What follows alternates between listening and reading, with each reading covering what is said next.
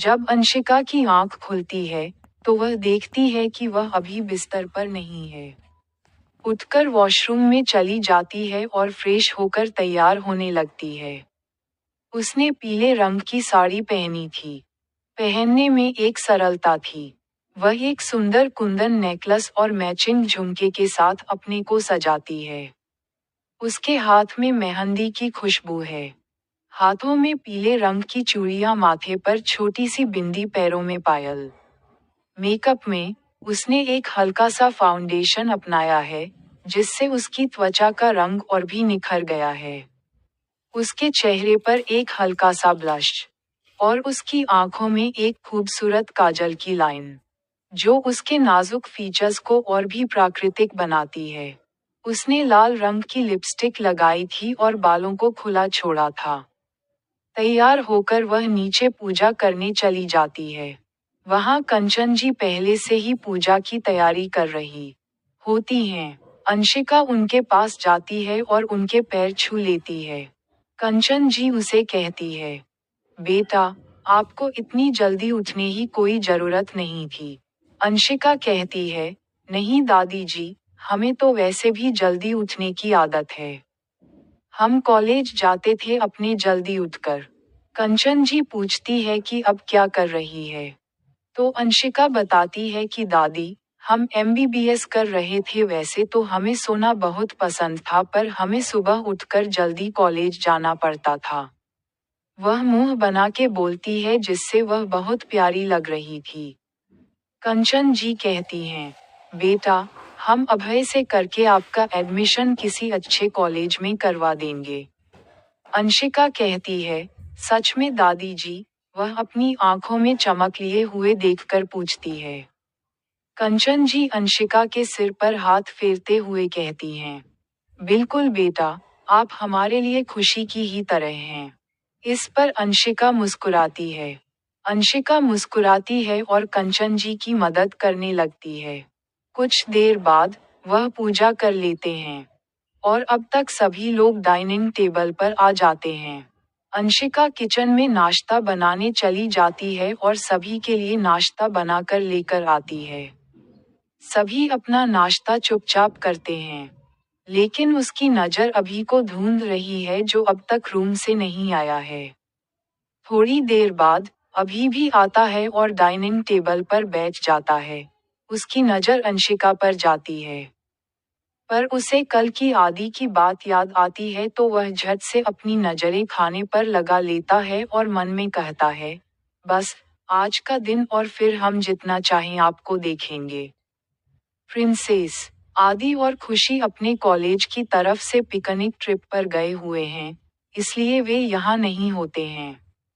चाचा चाची भी बाहर गए हुए हैं। घर में सिर्फ वीरेन जी, कंचन जी और आरती जी हैं। अभय उठकर खड़ा हो जाता है और कंचन जी से कहता है, दादी, हम आज रात को ही अपने मिला वापस जा रहे हैं। अंशिका की तरफ देखते हुए कहता है, आप अपना सामान पैक करके तैयार हो जाएगा। ड्राइवर आपको लेकर आएगा।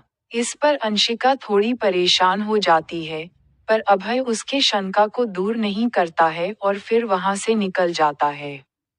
आरती जी अभय के जाने के बाद गहरी सांस लेती हैं और थोड़ी उदास आवाज में अंशिका से कहती हैं, बेटा, अब वह हमारे साथ नहीं रहता। वह अपने विला में रहता है। वह रिसेप्शन के लिए अब तक यहाँ रुका हुआ था। अब वह वापस अपने विला में चला जाएगा। आप जाकर अपना सामान पैक कर लीजिए। ड्राइवर आपको छोड़ देगा। अंशिका उनसे बहुत कुछ पूछना चाहती थी, पर पूछ नहीं पाती, क्योंकि उन्होंने आरती जी की उदास आंखों को देख लिया था। अंशिका थोड़ी घबराहट महसूस कर रही है, क्योंकि यहाँ सभी लोग हैं और अभय सबके सामने बुरा बर्ताव नहीं करता था। लेकिन अंशिका को डर लग रहा है कि अभय के विला में सिर्फ अभय और वही रहेंगे, और वह सोच रही है कि ना जाने वह अब उसके साथ कैसे व्यवहार करेगा। डर के बावजूद अंशिका अपने कमरे में जाकर बुझे मन से पैकिंग करने लगती है। अंशिका बहुत दुखी थी, क्योंकि उसके माँ बाबा उससे बिना मिले चले गए थे। क्योंकि वह सुबह 4 बजे की फ्लाइट से वापस चले गए थे और अंशिका को उठाया नहीं गया था। उन्हें आ रहा था कि अंशिका बहुत थकी हुई है। इसलिए उन्होंने उससे मिलने का भी निर्णय किया और फिर वहां से चले गए क्योंकि उन लोगों को समझा आ रहा था कि अंशिका बहुत थकी हुई थी। उन्हें ये भी पता था कि अंशिका उन्हें जाते हुए देखेगी तो दुखी हो जाएगी। इसलिए उन्होंने अंशिका से भी नहीं मिलने का फैसला किया और वापस चले गए। अंशिका अपने कमरे में जाकर पैकिंग करती है और खुद से कहती है, भगवान जाने वह हमारे साथ क्या करने वाले हैं। पर हम भी अंशिका ठाकुर हैं। जो भी होगा, देखा जाएगा। और वैसे भी हमें उनके साथ ही रहना है, अब तो खुद को मजबूत बनाना है। वह अपने आप को मजबूत करती है और अंशिका खुद से कहती है, अब आप तैयार हो जाइए। अब आपको खुद ही खुद को डेविल से बचाना पड़ेगा, कोई तुझे बचाने के लिए नहीं आएगा। तभी अभय अपने ऑफिस में पहुंचता है।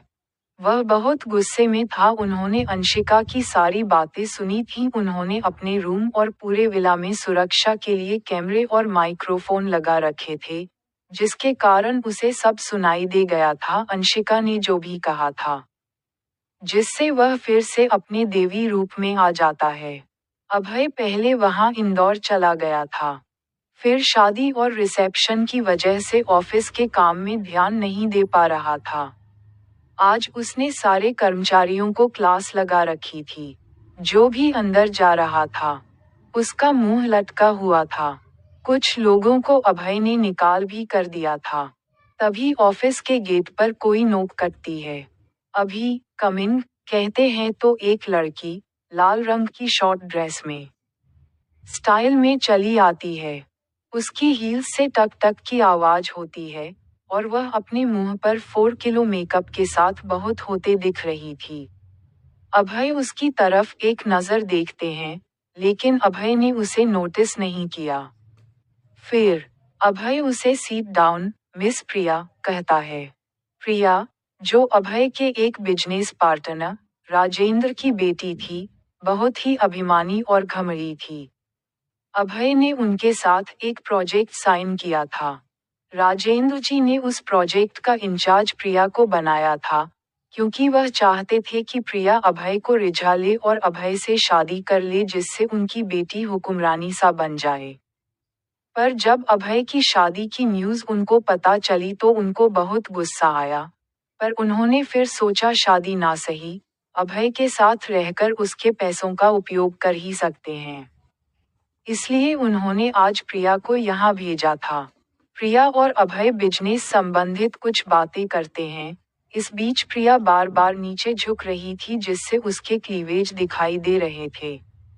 लेकिन अभय उसे नोटिस तक नहीं करता।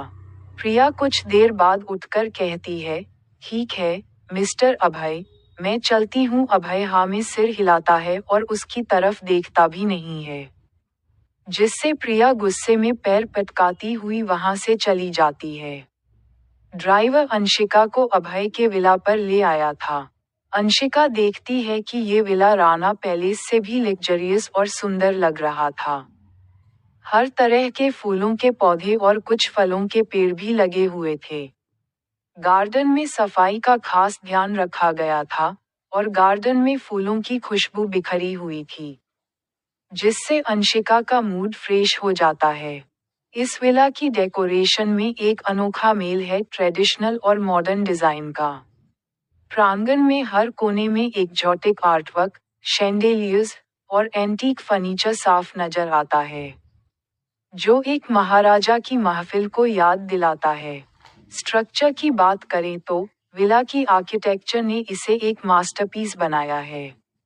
शीशों से बने वाइड विंडोज से नेचुरल लाइट अंदर आती है, और हर कमरा एक यूनिक डिजाइन और कलर स्कीम के साथ सजाया गया है। स्पेसियस रूम्स और हाई सीलिंग्स का कॉम्बिनेशन एक ग्रैंड और कंफर्टेबल वाइब देते हैं।